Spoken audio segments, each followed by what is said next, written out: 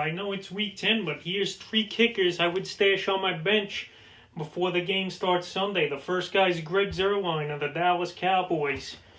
He had a good kicking game last week, and this week Zerwin is off. But if you need a kicker next week, or you just like Greg and what he's been doing for fantasy teams, I would go out there and pick him up. Right now, you don't have to waste a waiver, obviously. And I bet it'll be a hot waiver pickup is Zerwin heading into next week. He got dropped in 13% of leagues because of the bye.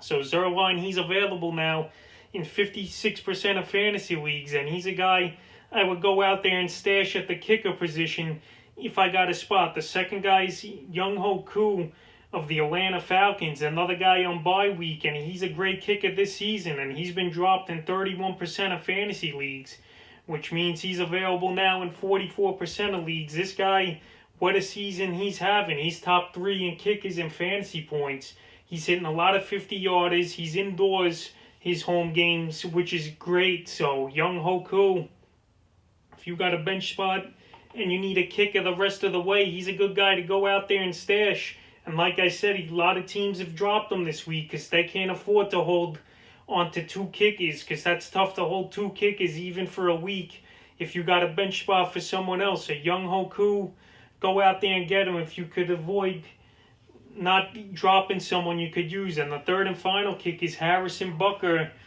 of the Kansas City Chiefs, another guy, one of the top kickers in football, and he got dropped in 15% of fantasy leagues. He's dropped in 2 of mine, so I'm going to try to get him once he clears in the next day or 2. He's available now in 16% of fantasy leagues.